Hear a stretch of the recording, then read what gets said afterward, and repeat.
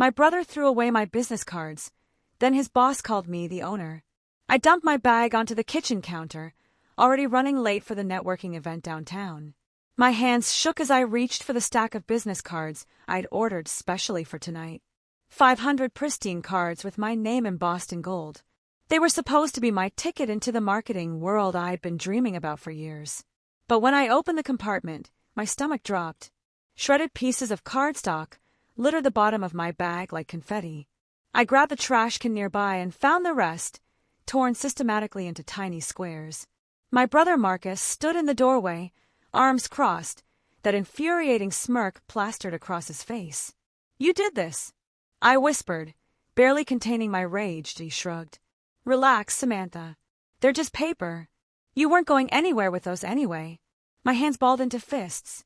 Those cards had cost me 2 weeks of grocery money. Tonight's event was supposed to connect me with executives from the biggest firms in the city. Now I had nothing to show for myself except anger and a bag full of destroyed dreams. "Why would you do this?" I demanded. Marcus laughed coldly. "Because you need to stop pretending you're someone important." The next morning at my office job, I couldn't focus on anything. My coworker Bella noticed me staring blankly at my computer screen for the 3rd time that hour. "You okay?" she asked, leaning over the cubicle wall that I forced a smile. "Just tired." But I wasn't tired. I was furious and hurt. Marcus had always been competitive, but this felt different. This felt like sabotage. He'd been bragging lately about his connections at Sterling Industries, one of the largest consulting firms in the region. He acted like he owned the place just because he worked in their IT department. Meanwhile, I was stuck doing data entry at a small insurance company, dreaming of breaking into marketing. Those business cards were supposed to be my fresh start, my way out of this boring routine and into something meaningful. I pulled up Sterling Industries' website and browsed through their client portfolio. The work they did was exactly what I'd studied for. Brand strategy, market analysis, creative campaigns. Everything I was good at but never got to use. Maybe Marcus's arrogance could somehow become useful to me. I didn't know how yet, but the seed of an idea started forming in my mind. Saturday afternoon, I decided to escape the apartment and grab coffee at the shop near Marcus's office building. I needed space to think, and maybe the change of scenery would help me figure out my next move. I was stirring sugar into my latte when someone bumped into me from behind, sending foam splashing onto the counter.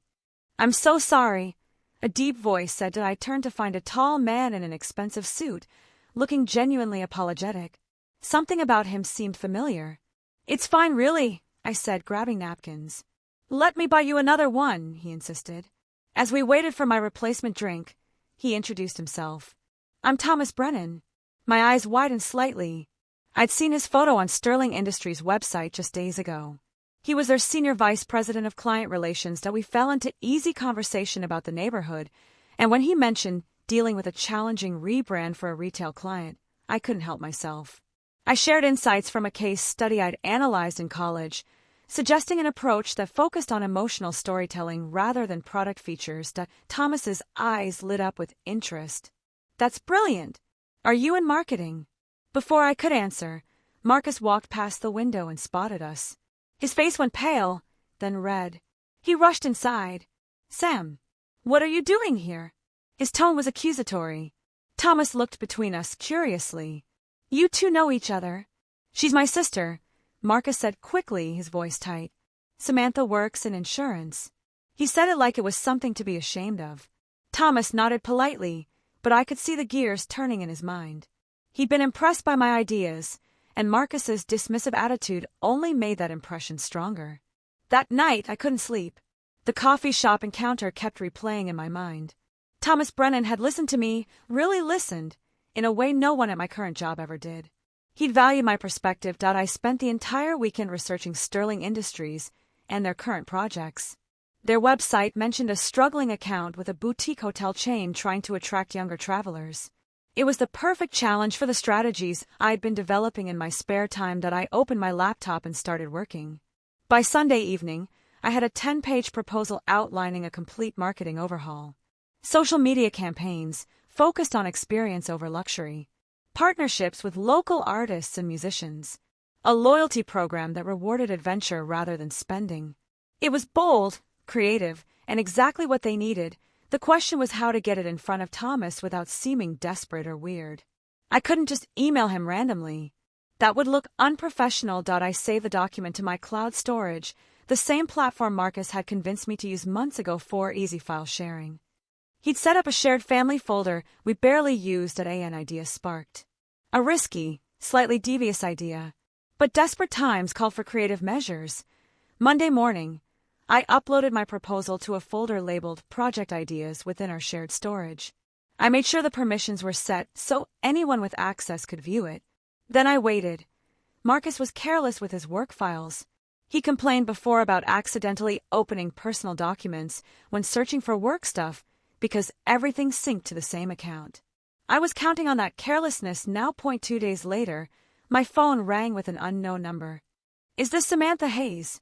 Thomas Brennan's voice was warm but professional. My heart hammered. "Yes, speaking. I stumbled across your hotel rebranding proposal in a shared drive.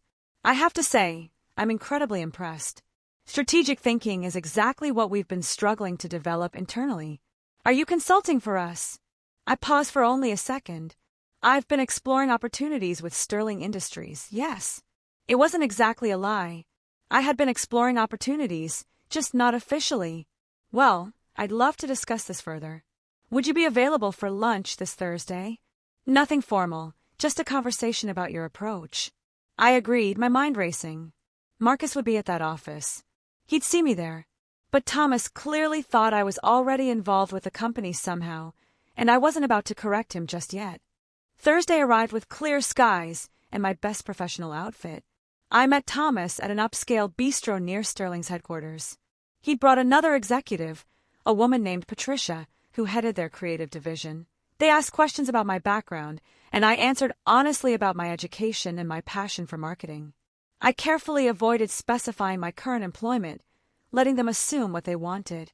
"Your hotel proposal shows remarkable understanding of millennial and Gen Z consumer behavior," Patricia said, reviewing notes on her tablet.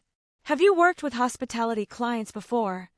"I've studied numerous case studies in that sector," I replied. "I believe the key is authentic connection rather than manufactured luxury." Thomas nodded enthusiastically. "That's exactly what our client needs to hear." The lunch was going perfectly until Marcus appeared in the restaurant. He was with colleagues, and his face went through several emotions when he spotted me: confusion, anger, fear. He excused himself from his group and approached our table. "Thomas, hey. I didn't know you were meeting here today." "Marcus, good to see you. We're just having a strategy discussion with your sister. She's remarkably talented." Marcus's jaw tightened. "Right. Well, Samantha, you know, she doesn't really have much practical experience. Mostly theoretical knowledge." I felt my face flush, but Thomas just smiled. Sometimes a fresh perspective is exactly what practical experience needs. Her ideas for the hotel chain are innovative precisely because they're not constrained by the way we've always done things. Patricia added, "We need more voices that challenge conventional thinking."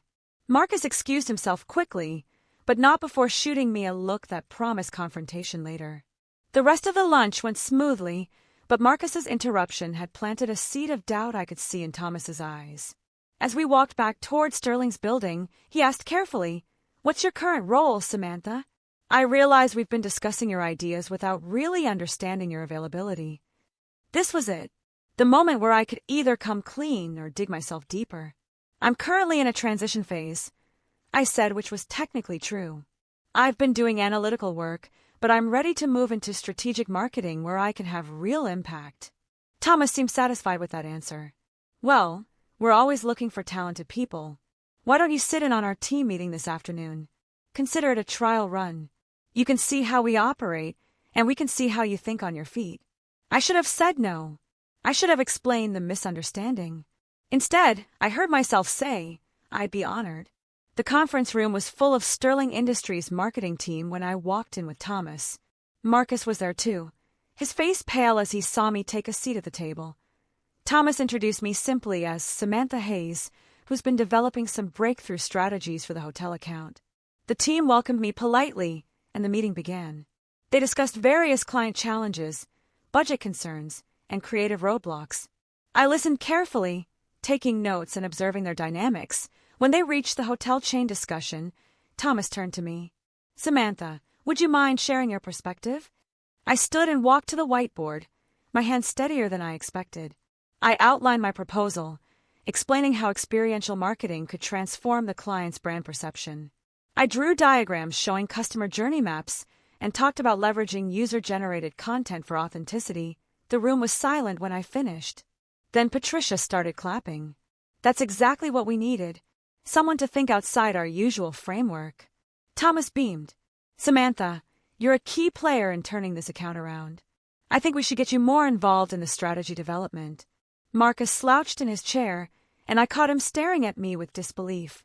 His little sister, the one whose business cards he destroyed, was being praised by his boss while he sat silently in the background.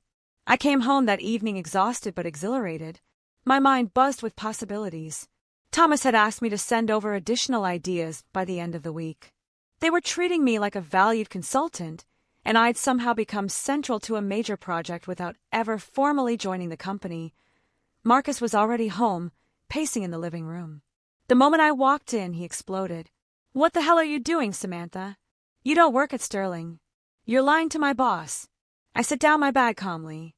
I never lied to anyone. Thomas made assumptions, and I provided valuable insights. That's not dishonest. You're making me look like an idiot. I'm the one who works there. I'm the one who should be getting recognized for bringing in good ideas. You're just swooping in and stealing credit for my connections. His entitlement was astounding. Your connections? Marcus, you destroyed my business cards because you couldn't stand the thought of me succeeding. Now you're angry because your sabotage backfired. He stepped closer, his voice low and threatening. You need to tell Thomas the truth. Tell him you're not qualified, that you don't belong there. I met his gaze steadily. I belong there more than you do. They value my ideas. They respect my thinking. That has nothing to do with you. Marcus grabbed his jacket and stormed out, slamming the door behind him. I stood in the quiet apartment, my heart pounding. I knew this wouldn't end well, but I couldn't stop now. Not when I was finally getting a taste of the career I deserved. Over the next 2 weeks, my involvement with Sterling Industries deepened. Thomas invited me to client calls and brainstorming sessions. I met with the hotel chain executives directly, presenting my strategies with growing confidence. They loved everything I proposed. Patricia pulled me aside after one particularly successful presentation. "You have a gift for this, Samantha. Have you thought about joining Sterling full-time?" "I'm definitely interested," I said carefully. She smiled. "Let me talk to Thomas about creating a position for you. We need this kind of innovative thinking permanently on the team." I was building real relationships now. The other team members sought my opinions and included me in their discussions. I felt like I'd found where I belonged, but I was also acutely aware of the ticking clock. Eventually, someone would ask about contracts, payment, or official onboarding. Eventually, the truth would surface. I just needed to make myself indispensable before that happened. Marcus avoided me at the office, but I could feel his resentment building. He would sometimes whisper to colleagues when I passed, and once I overheard him say something about external consultants who don't understand our culture. Marcus's behavior became increasingly erratic. He started showing up wherever I was in the building, lurking near meeting rooms I'd be using. Twice, I caught him trying to access the shared folder where I'd stored my proposals, probably hoping to delete them or find something he could use against me. I'd moved all my important documents to a private folder by then, but his desperation was obvious. During one team lunch, he tried to intercept a conversation I was having with a junior designer, pulling the designer aside and speaking to him in hushed, urgent tones. The designer looked uncomfortable and excused himself quickly. Later, he approached me privately. "Hey, just so you know, Marcus was asking weird questions about whether you actually work here officially." I told him I didn't know anything about that. My stomach tightened. "Thanks for letting me know."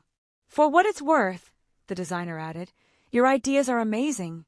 I don't care what your title is." But titles mattered. Employment status mattered. And Marcus was clearly building up to some kind of confrontation that would expose everything. The explosion came during a routine project update meeting. We were reviewing timelines and deliverables when Marcus suddenly spoke up. "I think we need to address something." Samantha isn't actually employed by Sterling Industries. She's not on any official payroll or contract. The room went quiet. All eyes turned to me. Thomas set down his pen slowly, his expression unreadable.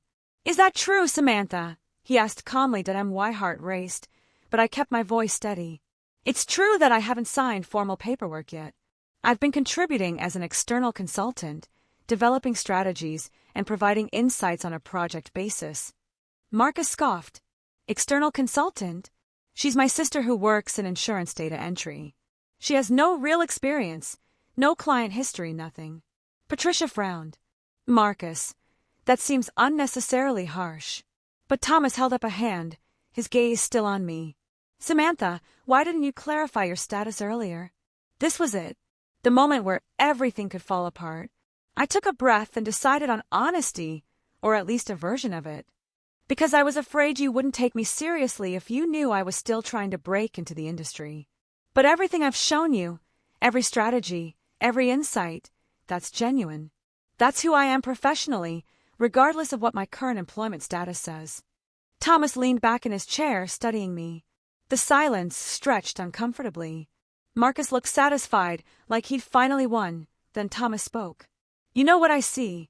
I see someone hungry enough to prove themselves that they created an opportunity where none existed. That takes initiative and confidence, two qualities we need more of around here." Marcus's face fell. "But she lied." "She didn't lie," Patricia interrupted. "She provided excellent work and let us draw our own conclusions. Maybe we should have asked more questions earlier, but her contributions have been invaluable." Thomas nodded. "I agree. Samantha, your situation is unusual, but I'm more interested in results than credentials. You've demonstrated strategic thinking that exceeds most of our current team. I'd like to formalize your role as an external consultant for now, with the possibility of a full-time position if this project succeeds." I could barely breathe. "Really? Really? We'll draw up a contract this week. Your rate will reflect the value you're bringing to the hotel account." Marcus stood abruptly and left the room. No one tried to stop him. Patricia caught my eye and smiled, and I felt a surge of vindication so powerful I almost laughed out loud. After the meeting, Thomas asked me to stay behind. Once everyone else had left, he closed the conference room door. "I want to be completely honest with you, Samantha. What you did was risky and unconventional. In most situations, it wouldn't have worked." I nodded, my professional mask slipping slightly. "I know. I was desperate for a chance to show what I could do. I respect that desperation. It drove you to create something remarkable. But moving forward, I need transparency. Can you commit to that?" "Absolutely," I said without hesitation. He smiled then, the stern executive demeanor softening. "Good. Because I see real potential in you. You think differently than people who've been in this industry for years. Sometimes that fresh perspective is exactly what we need to break through stale patterns." Over the next month, Thomas became an informal mentor. He included me in high-level strategy discussions and introduced me to other executives. He taught me about client management, contract negotiations, and office politics. He seemed genuinely invested in my success. Meanwhile, Marcus became a ghost in the office. He avoided meetings where I'd be present and stopped engaging with team discussions entirely. I almost felt bad for him, almost. Not everything went smoothly. 3 weeks into my consulting arrangement, a miscommunication nearly derailed the hotel project. The client had expected a full digital campaign launch by month's end, but I'd understood the timeline differently. They were furious. Thomas called an emergency meeting. "Samantha, they're threatening to pull the account. We need a solution fast." My mind raced. I couldn't let this failure define me after everything I'd built. I spent that night redesigning the entire timeline, creating a phased approach that would deliver immediate visible results while buying time for the larger campaign. The next morning, I presented the revised plan to the client directly. I take full responsibility for the confusion. Here's what I'm proposing. A soft launch in 1 week featuring social media activations and influencer partnerships. This generates immediate buzz while we perfect the broader campaign. I'd also secured commitments from 3 micro-influencers I'd contacted personally, offering them complimentary hotel stays in exchange for authentic content. I show the client mock-ups of what that content could look like, The client's CEO studied the proposal, then looked up at me. This is actually better than our original plan. More dynamic, more responsive to market reaction. Thomas looked relieved and impressed. After the call, he pulled me aside. Quick thinking like that is why I took a chance on you. You don't just identify problems, you solve them. The hotel campaign launched to immediate success. Within 2 weeks, booking inquiries increased by 40%. The client's social media engagement tripled. Industry publications started covering their transformation as a case study in effective rebranding. Sterling Industries' internal newsletter featured my work on the front page. Thomas publicly credited me in a company-wide email as the driving force behind our most successful account turnaround this quarter. Colleagues I barely knew started approaching me for advice. Junior team members asked if I'd review their proposals. Even Patricia mentioned me in a client pitch as an example of the innovative talent Sterling attracted. I was becoming known, respected, valued. Marcus watched all of this from the sidelines, his resentment practically visible. During one company lunch, I overheard someone mention how Marcus's brother, they'd gotten our relationship wrong, was doing amazing work on the hotel account. Marcus didn't correct them. He just pushed his food around his plate in silence that I should have felt triumphant. Instead, I felt a complicated mix of satisfaction and sadness. This was what I'd always wanted, but the cost was my relationship with my brother. Was it worth it? Then I remembered him standing in our kitchen, smirking as he told me I'd never be important. Yes, it was worth it, but Marcus wasn't done fighting. 2 months into my consulting role, he made a bold move. He scheduled a meeting with Thomas and came armed with evidence, screenshots of my current employment at the insurance company, my lack of formal marketing certifications, and a timeline showing how I'd infiltrated Sterling Industries. Thomas invited me to join the meeting. Marcus looked shocked when I walked in. I think we need to discuss Samantha's credibility, Marcus began, spreading his documents across the table. She's been misleading everyone about her qualifications and experience. Thomas glanced at the papers without much interest. Marcus, we already had this conversation. Samantha's status as an external consultant is established and official now. But don't you see? She manipulated her way in. She used our shared storage to make you think she was already part of projects. It was all a calculated deception. I watched Thomas's face carefully. This was the moment of truth. Would he see me as manipulative? Would Marcus's accusations stick? Thomas sighed. Marcus, let me ask you something. When you first started at Sterling, did you exaggerate your skills on your resume? Marcus blinked. What? That's different. Everyone embellishes a little to get their foot in the door. What matters is whether they can deliver once they're inside. Samantha has delivered exceptional results. That's what I care about. Thomas turned to me. Samantha, I'd like you to present the hotel campaign results to our board next week. They're very interested in understanding how we achieve such dramatic turnarounds. My eyes widened. The board presentation was typically reserved for senior executives. This was a major vote of confidence. Marcus tried one more time. Thomas, I really think you should reconsider. Marcus, Thomas interrupted, his tone finally showing irritation. Your sister's success doesn't diminish you unless you choose to see it that way. Right now, your jealousy is becoming a problem.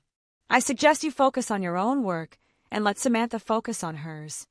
It was a professional reprimand delivered in the politest possible terms, but the message was clear. Marcus had overplayed his hand. He tried to sabotage me and instead made himself look petty and insecure. He left the office that day looking defeated. Part of me wanted to reach out, to bridge the gap between us. But a larger part remembered every dismissive comment, every attempt to undermine me, and especially those destroyed business cards that I prepared for the board presentation with meticulous care, knowing this was my chance to cement my place at Sterling Industries permanently.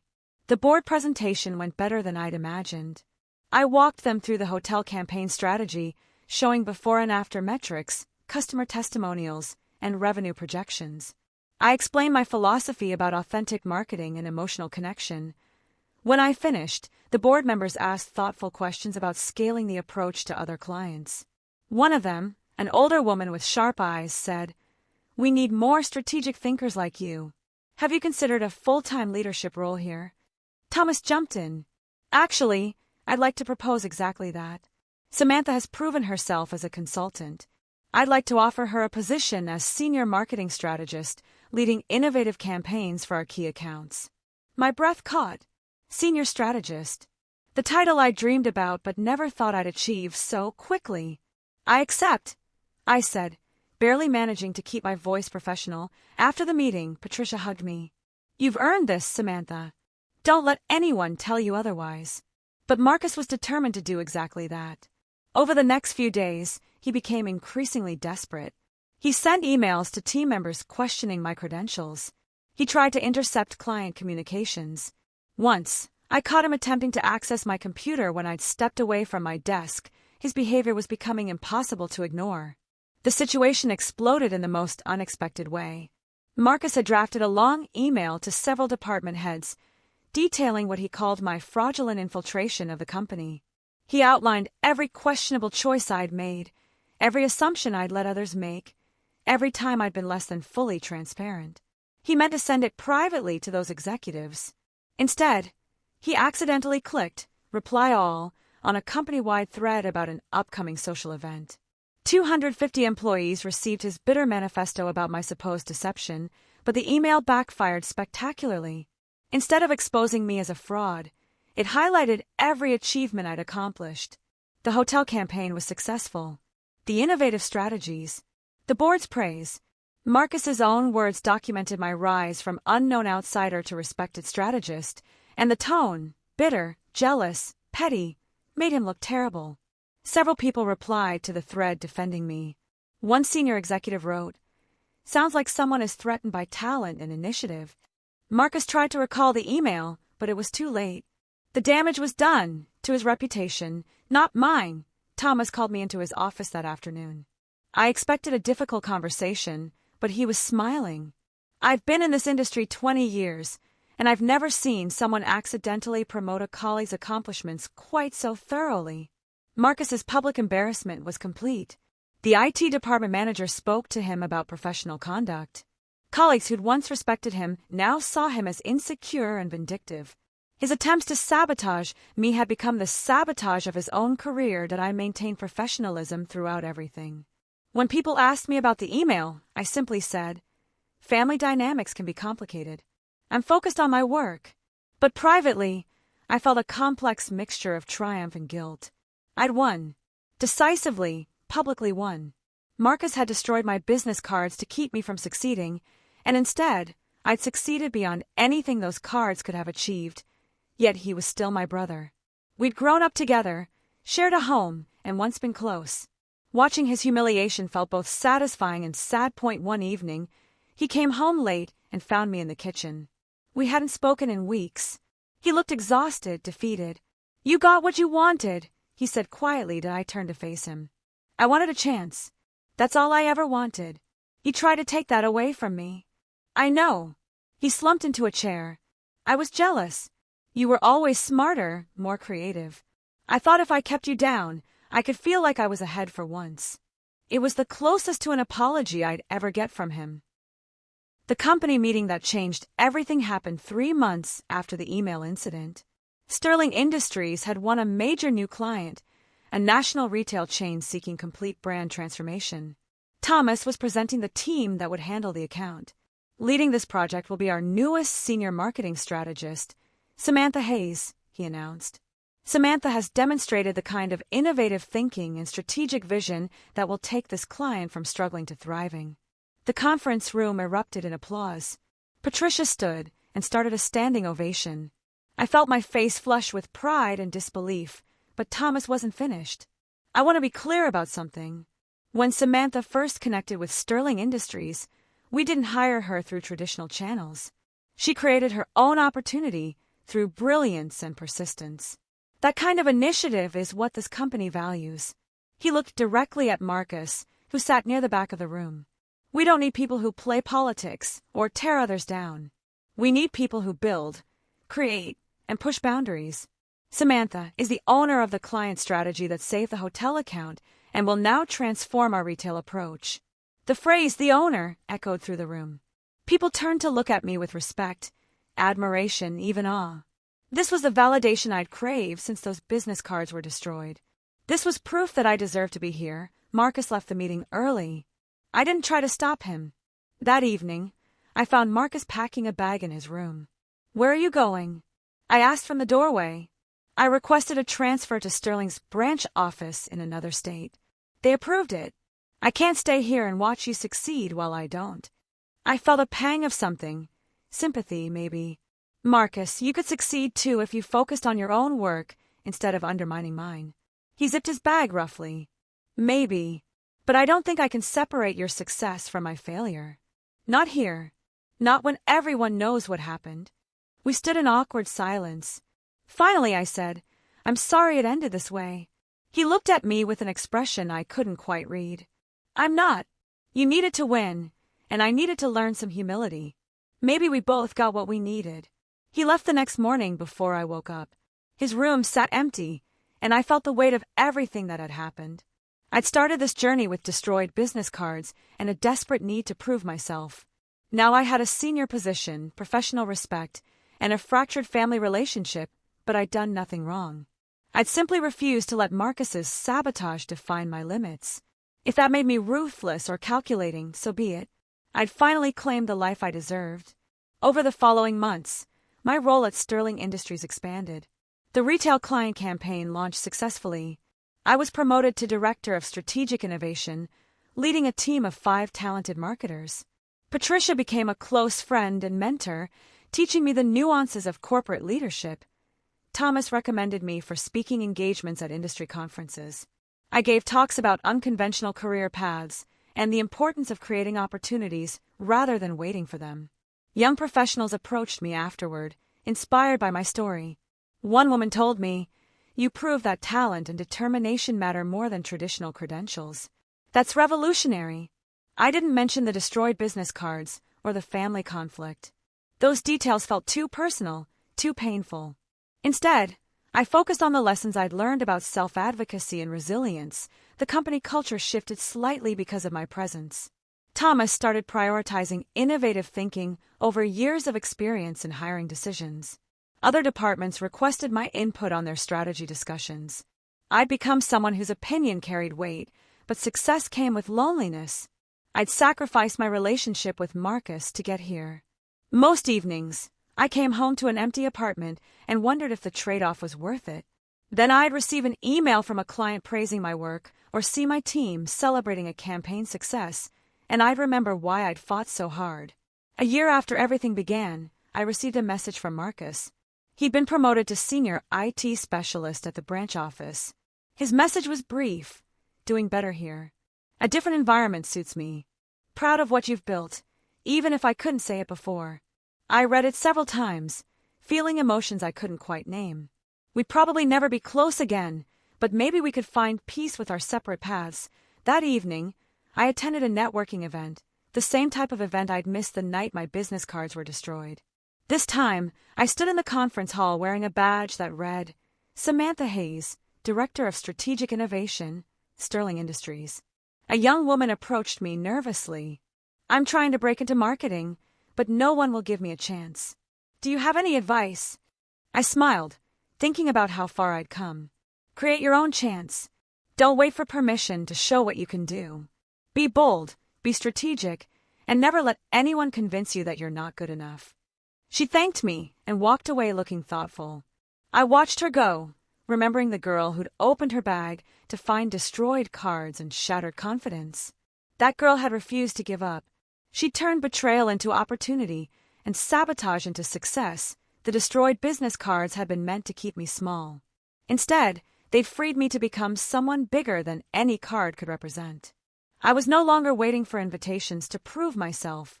I was the owner of my own success, and no one could take that away.